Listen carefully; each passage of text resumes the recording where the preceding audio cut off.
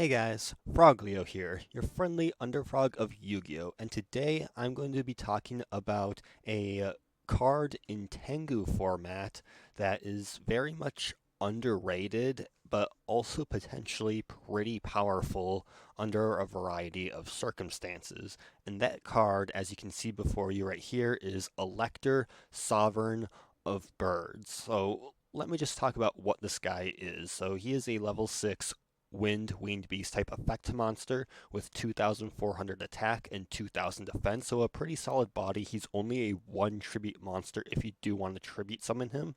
So that 2,400 attack and 2,000 defense stat, that's a red eyes stat on a 1 tribute monster, which is pretty solid, especially in this format when attack points do matter. Generally, the 2,500 attack point range is where things get really good, but 24 is still pretty solid.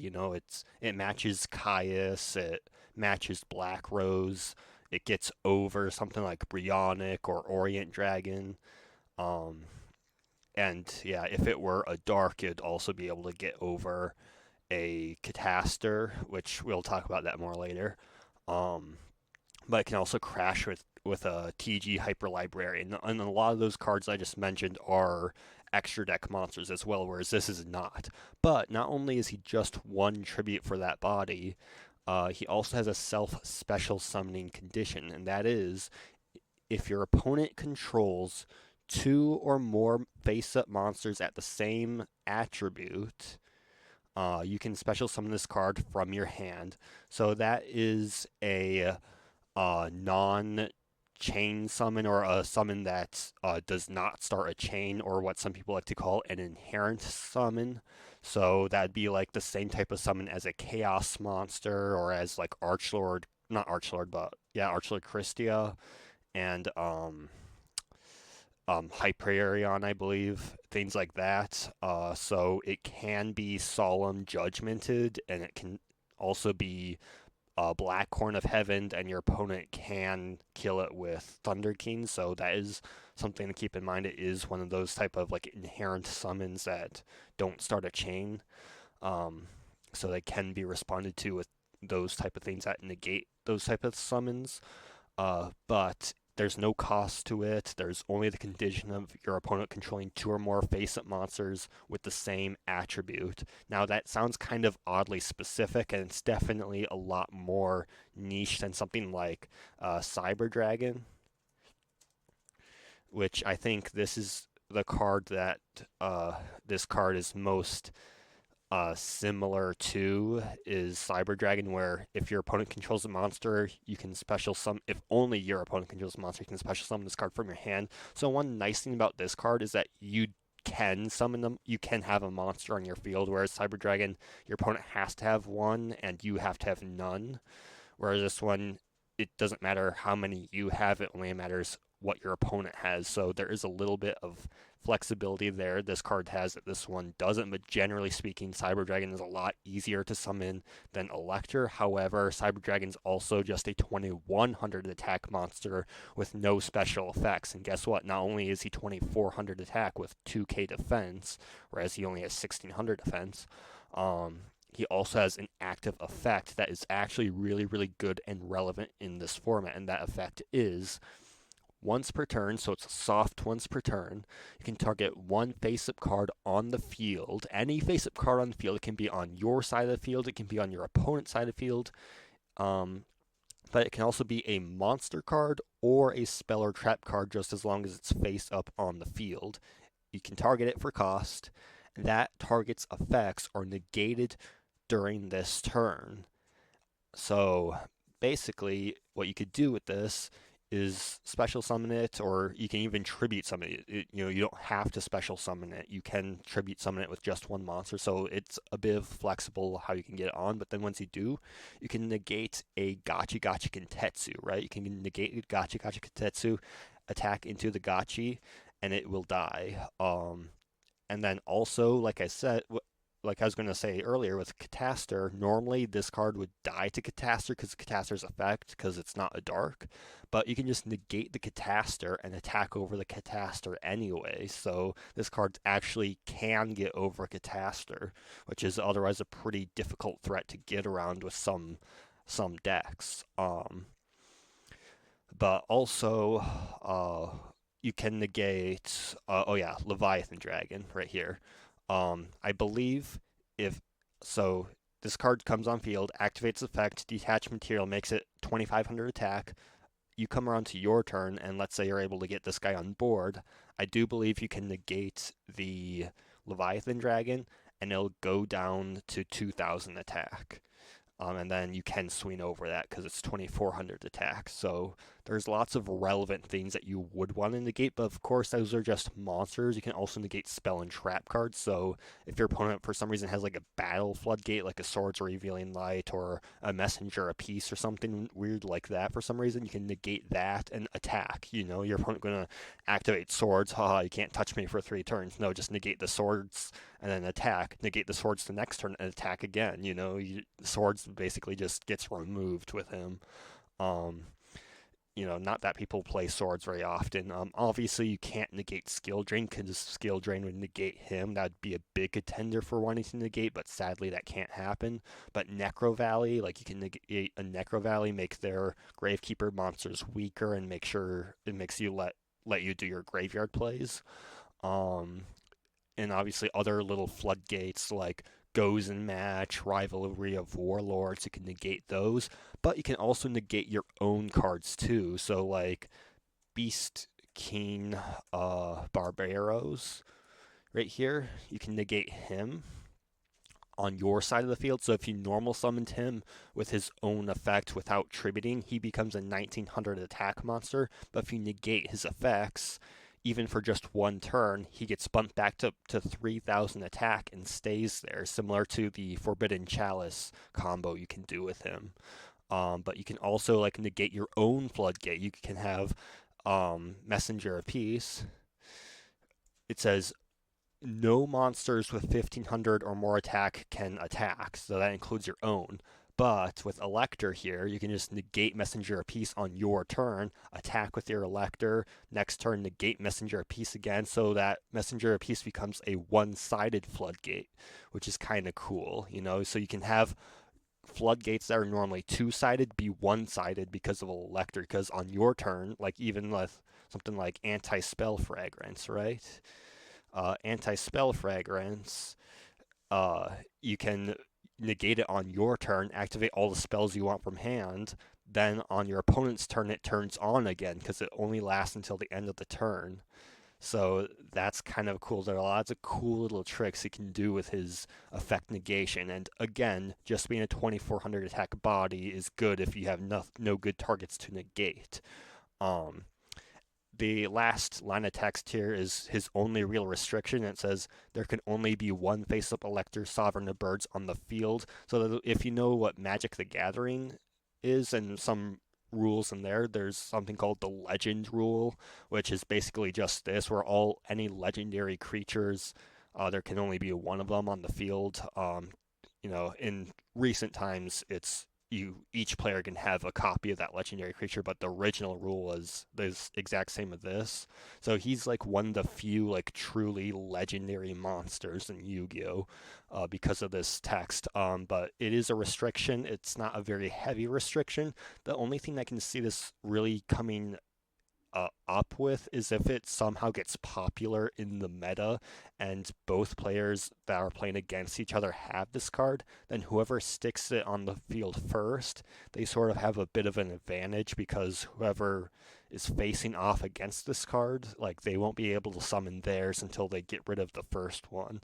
So that's the one part where it might get interesting is if both players are playing this card, especially if they're playing it in multiples. But if you're just playing it yourself and your opponent isn't, then it's not likely to come up all that much. It's never really come up for me yet, and I have tested it. Um, So, but I think it's a cool little thing for flavor, if nothing else, because there's not very many monsters that actually have that sort of restriction on it, which, makes it a legendary monster, so to speak. But let's talk about its summoning condition, because on field it's obviously great. 2400 attack is good in Tengu. Its effect to negate things on field is pretty solid. It's a little bit situational on how good it can be, but generally speaking, it's a pretty damn good effect, and it's a very unique effect too that you don't really see that often in Tengu. So obviously you want this on the field, and while one tribute isn't that much, especially if you're playing something that can tribute monsters a lot, like Battle Fader. If you're playing Battle Fader, if you're playing like an Instant Fusion package, Instant Fusion can be like a tribute for it. Or if you're playing Frogs, obviously Frogs can get this out quite naturally. So anything that can just naturally get extra bodies on the field that you are allowed to tribute for a tribute summon, those are good decks to put this in, because even if you can't get the incidental thing to happen just by chance, you can always just tribute summon it. It's not a bad card to tribute summon. Um, Obviously, Caius can be better in a lot of situations, but Caius can also be worse in a lot of situations. It just depends. Um, but let's talk about ways you can get its special summon effect to occur a lot more frequently even in decks that are not playing tribute fodder very often. And there's one card I'm going to tell you that, like, there's a few other tricks I'm going to talk about too, but there's one card in particular that you really need if you really want this to be good in a generic setting. Maxi. Just run 3 copies of Maxi, and like I'd say, like 2 copies of this card, maybe 1 copy, 1 to 2 if you're just playing it generically. Obviously, if you're playing a deck that wants to tribute summon like Frogs, then you can get away with playing 3 copies of this guy. But 1 to 2 copies of Alector, 3 copies of Maxi, this is the generic package. You can just splash this into really any deck, and you've got a package that might be interesting. That's my suggested package for random decks that you just want to splash this in. Because what you can do is, if they have an Agent of Creation Venus, activate the effect, pay 500 life points, you chain Max C, they'll have to special summon the Shine Ball, and then they're likely going to end there because otherwise they'll have to give you at least 2 more draws if they want to go to the Gotchi. But like, it's a good chance they won't want to do that. If they do that, then that's kind of good because then you get an extra pot of greed that you weren't expecting. But if they don't do that, then they'll have 2 lights on the field, so then you can go to Alector and special summon it. The other thing with that is Tour Guide. If they summon Tour Guide, activate the effect, you can max see it. They'll probably special summon Sangan here. And if they do, they're probably going to pass on Tour Guide Sangan. Well, guess what? That's 2 darks. So then, you can special summon that. So Max C is really what can enable this to happen. Another thing is if they 1 for 1 and they pitch a Dandelion, they're going to go for a glow up bulb probably, but in response to their 1 for 1 pitch Dandelion, you can max C here. They're going to get the 1 for 1 and the 2 Fluffball tokens, and they might end there. That they might be feeling pretty good. They're walled up with 3 small monsters, and they haven't even used their once per duel one glow up bulb effect yet. So they probably feel good sitting on that. But guess what? The 2 Fluffball tokens, they're both wind, so that's 2 attributes. So again, another thing that Maxi enables to get 2 attributes on the field with this. And there are lots of other times when your opponent might just have 2 tokens of the same type. So Dandelion, like if they set Dandelion and you attack over it, well then they'll get the 2 tokens. Then main phase 2, you can Elector there. Also Scapegoat, if they like chain Scapegoat to something, again in the battle phase, they change Scapegoat, you can attack over like 1 or 2 of them. Then in main phase 2, if they have at least 2 Scapegoats left, you can Elector there as well.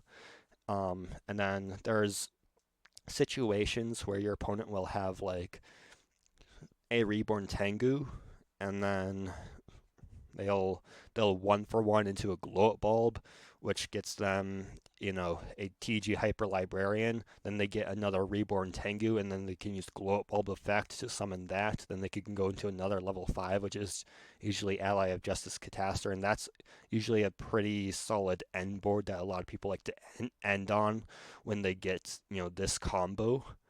But that's two dark monsters again, and again, he can shut off the Catastor. So that's another just situational thing that doesn't even require you to use Max C. And in fact, what the very first time I tested Alector, my opponent got into a situation where they had number 17 Leviathan Dragon and a Bryonic Dragon of the Ice Barrier, which are both water. And I didn't even expect to get into that situation. It's not a super common situation, but that happened the very first match that I tested Alector, and I was able to summon Alector on that, and I could negate their Leviathan Dragon and stuff like that. Um, so it actually comes out more often than you might think. But if you want it to come up even more often, though, if you want to maybe build a deck that sort of has Elector in mind, I don't suggest building around this guy specifically because, he's good, but he's not like a card where you just win if you summon him. So I don't really recommend building around him specifically. But if you have a deck that wants to do other things that have to do with attributes or things like that, there are a few suggestions I have. DNA transplant as a gimmicky thing. Um, Whatever you call it with DNA transplants, all monsters will be that same attribute, so all you need is for your opponent to control two or more face-up monsters, and boom, Elector is live. But DNA Transplant isn't just good for that reason. It's also good to sort of manipulate the game state a little bit. So if you choose Dark, for example, Dark's a pretty good attribute to choose just generically, because if you're playing against a light deck, it turns off Honest. It turns off Honest, so you're guaranteed not having to deal with Honest at all. And then it also turns off Catastor just in any generic deck. So it turns off your Catastor too, unfortunately. But if your opponent is relying on it more than you at a given point, then it turns off Catastor completely, even without Elector on board. So because Catastor doesn't work against dark monsters.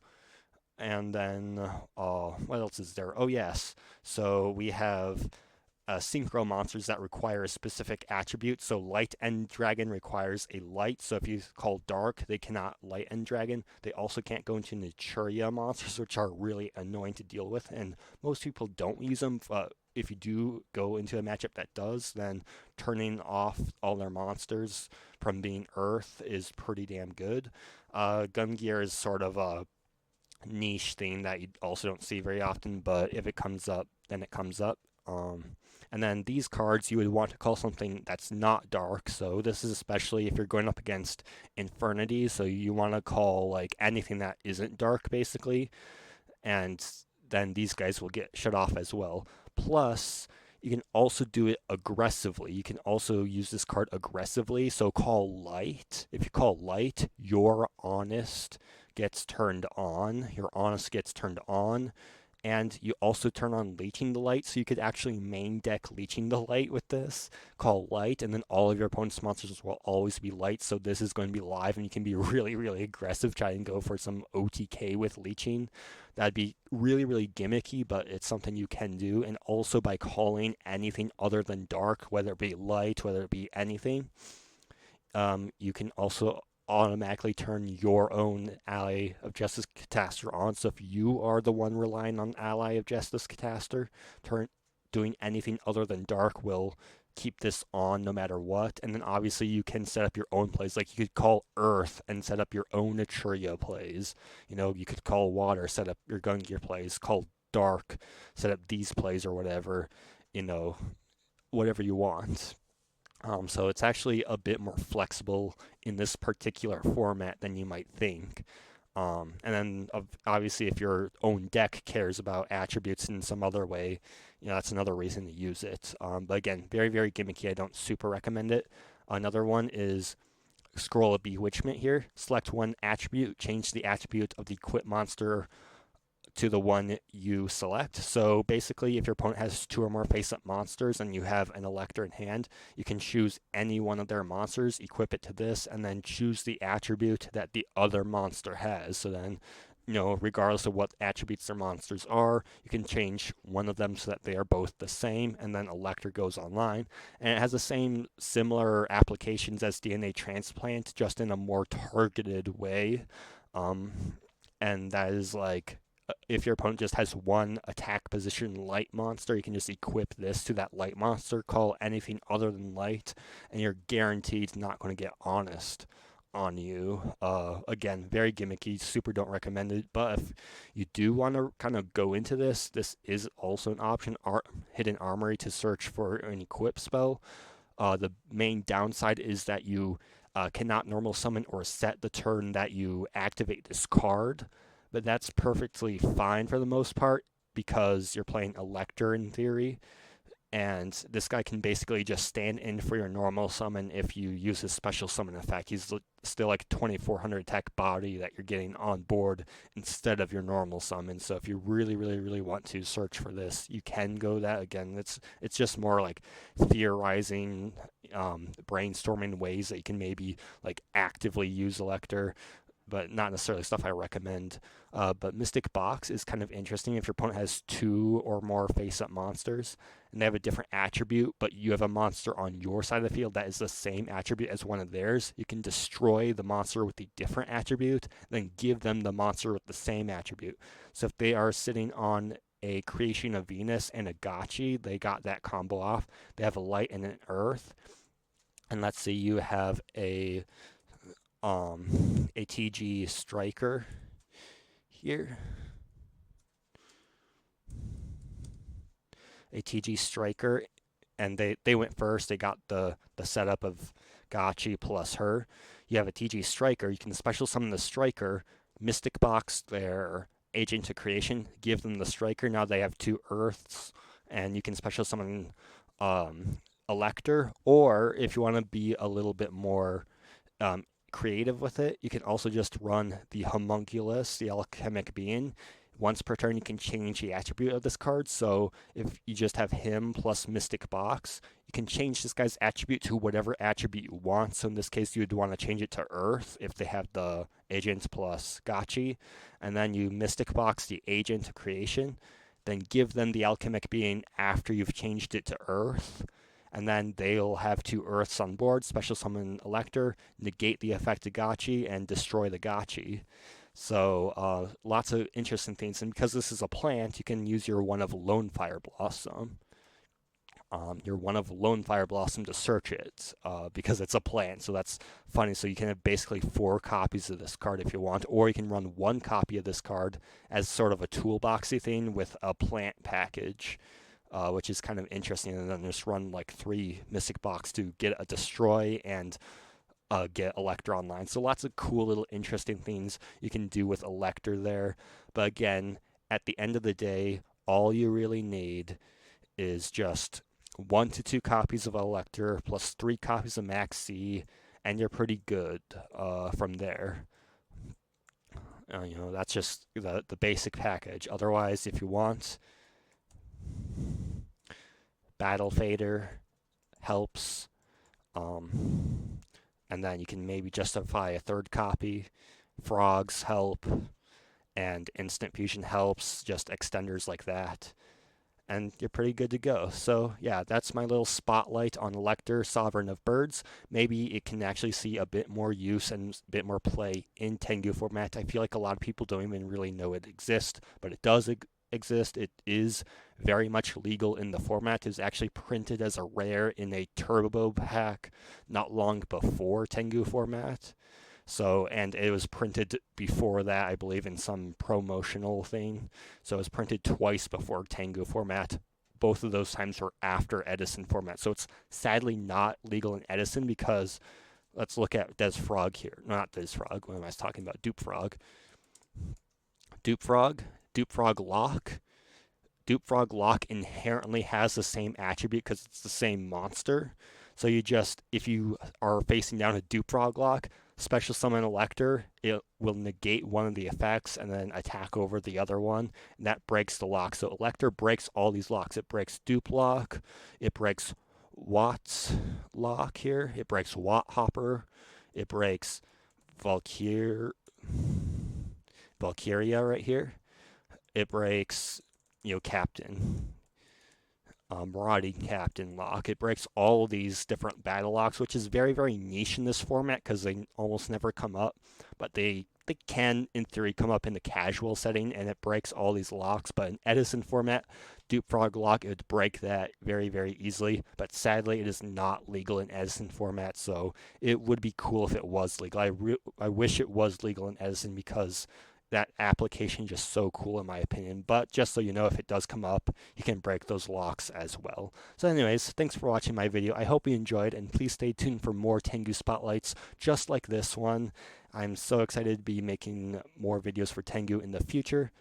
But yeah, that's my rant on Lecter. Please try it out in earnest and let me know what you think. Until next time, this is Froglio signing out.